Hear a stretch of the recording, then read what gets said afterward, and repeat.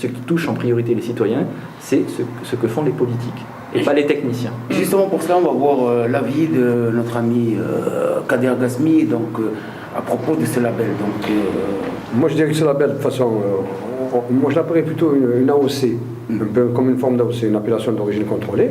Et puis c'est-à-dire c'est dû à la fabrication du produit, à la solidité du produit, non même la solidité du produit par rapport au produit chinois.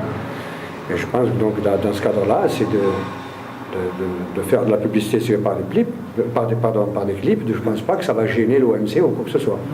Par contre, maintenant, moi je voudrais parler de l'utilité de l'Europe pour la France. Elle a un rôle parce que l'Europe, qui dit Europe, dit force. Forcément, pour contrer un peu ces grandes puissances comme la Chine, les États-Unis. Moi j'ai la chance d'avoir deux cultures, donc je connais bien le Maghreb et je suis donc européen. Pour moi d'abord, l'utilité de l'Europe pour la France, c'est de dire, d'abord géographiquement parlant, la France est beaucoup plus proche du Maghreb qu'une autre ville européenne. De toute façon, on a besoin surtout de la France pour construire cette grande Europe. Je reviens sur l'Union pour la Méditerranée. De toute façon, c'est pour expliquer aux Français d'aller voter pour créer cette force, pour permettre à la France, et notamment au port de Marseille, d'être un peu le port d'attache dans la Méditerranée.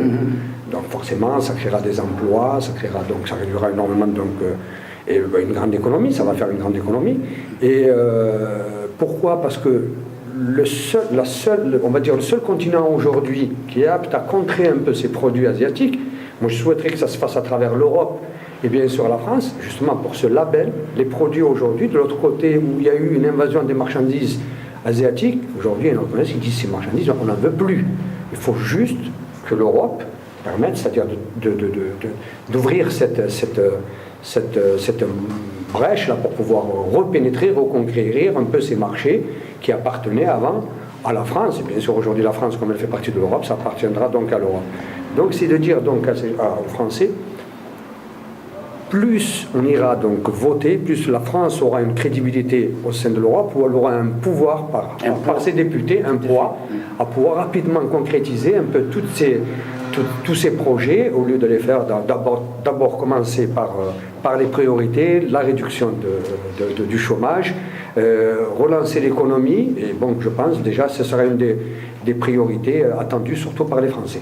Et c'est ce qui nous est demandé par beaucoup de Français, et c'est pour ça que dans notre projet d'union des PME, PMI françaises, espagnoles, italiennes, allemandes autour du Maghreb, c'est qu'ils ont l'impression, des fois, ils nous disent « Ah mais l'Europe, on est beaucoup trop nombreux, il faut revenir à une Europe à 6 ».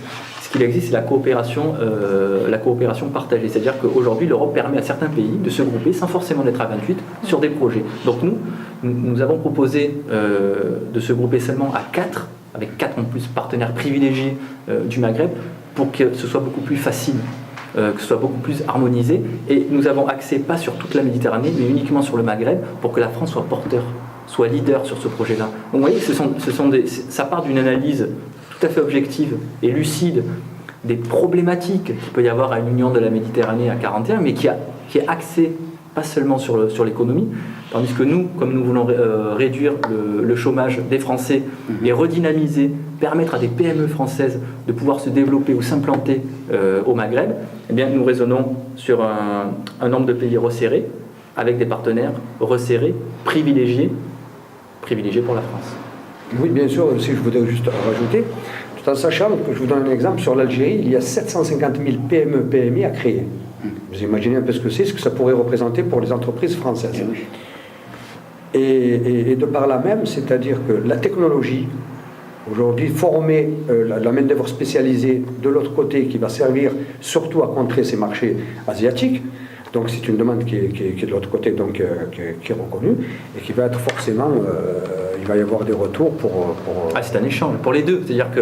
Pour la France, et surtout pour juguler un peu les flux migratoires, où il y a cette immigration clandestine qui arrive par des bateaux, tout ce qui s'ensuit, puisque ça va permettre de créer des emplois dans ces pays-là, pour contrer justement, parce qu'il va en falloir des employés pour pouvoir contrer les marchés asiatiques. Donc ça va créer forcément des emplois de l'autre côté. Je pense que c'est... Mais moi donc je voudrais dire que la France a un rôle très très très important à jouer, parce que culturellement parlant, qu'on le veuille ou non, c'est la France que je verrai vraiment le véritable interlocuteur entre notamment ces pays du Maghreb et l'Europe. Donc, et de faire de Marseille, encore de revenir, je suis Marseillais, je suis né ici, donc c'est pour dire de faire de Marseille